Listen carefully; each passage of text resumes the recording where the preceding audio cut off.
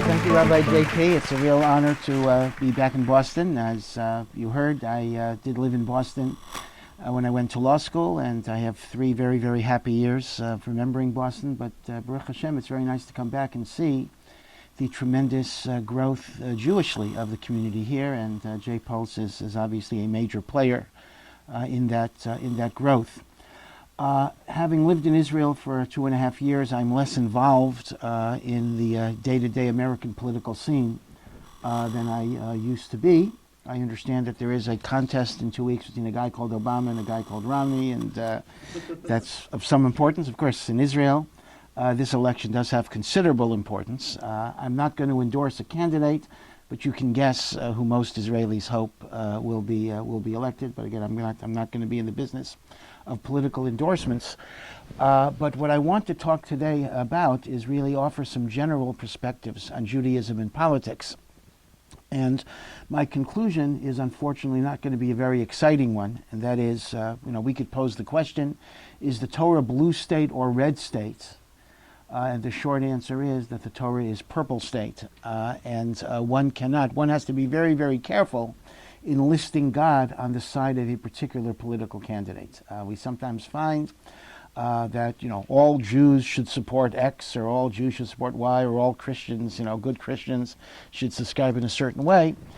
And although the Torah does have a distinct political philosophy, we will find that that political philosophy does not necessarily dictate how those values are to be implemented, and there is room for debate.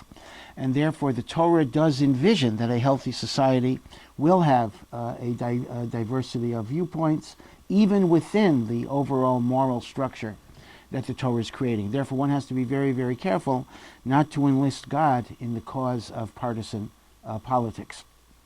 And let me start off with the fact that if you go back to Talmudic sources, you discover that the rabbis had a great deal of ambivalence about the political system. Of course, the system they were talking about was the Roman domination of what was then called Palestine. And I'm just going to quote 2 statements in rabbinic literature. One statement is in Ethics of the Fathers, Pirkei Avot, in which one of the rabbis warns us, Al titfadal l'reshut, do not get overly familiar with the governmental authorities at any one time. She'ein mekarvin li adam elo l'tzorech atzmo, that if they do you any favors, it is only for their benefit, it is not for your benefit. As the old saying goes, politics are nations, politics generally has no friends, there are only interests, etc. And therefore Chazal, our sages, were very, very cautious about not getting overly committed with putting your eggs in one basket, because in the short term you might benefit, in the long term there might be a change of leadership, which in Rome was not through election but typically through decapitation, execution, crucifixion, or the like. But be it as it may, when you're overly committed to one side of the equation and you don't spread your contacts, there is the great danger that your influence will be sharply curtailed. There is a second interesting rabbinical source. Do you remember in the Bible we read about the rebellion of Korach? Korach was a cousin of Moshe, and he wanted to challenge Moshe Rabbeinu's leadership. And he had a number of followers, but initially the Torah describes a man who was called On ben Peles. He's only mentioned once in the Chumash, and he is described as a person who originally joined the Korach rebellion, but he then seems to have disappeared from sight. We don't hear about him again. And the Talmud basically says that his wife talked him out of it by basically making the argument, hey, this is a power struggle between Korach and Moshe. You're going to be a nobody no matter what happens. If Korach wins, you're going to be nobody, and if you side with Korach and Moshe wins, it's even going to be worse. So what's the point? So you see that the rabbis had a certain amount of hesitation, equivocation about the political process, and yet at the same time, Chazal, again, Chazal is just an abbreviation, Chachamenu Zechronim Levracha, our sages of blessed memory, Chazal did appreciate the blessings of stable government and rule of law, ironically, even when the government is oppressive. The old saying about Mussolini, he made the trains run on time, etc. Chazal do articulate that type of idea, that there is a certain repose that is created through stability and orderliness which is necessary for the healthy functioning of society. Again, I quote Pirkei Avot. Pirkei Avot says, Have mitpalel b'shloma shel malchutz. A Jew should always pray for the welfare of a government, because without the fear of the government, ish es re'eyu chayim b'la'o, each man would simply swallow up the other man. There would be anarchy, there would be lawlessness. Society would simply disintegrate. Chazal appreciated the notion of stability.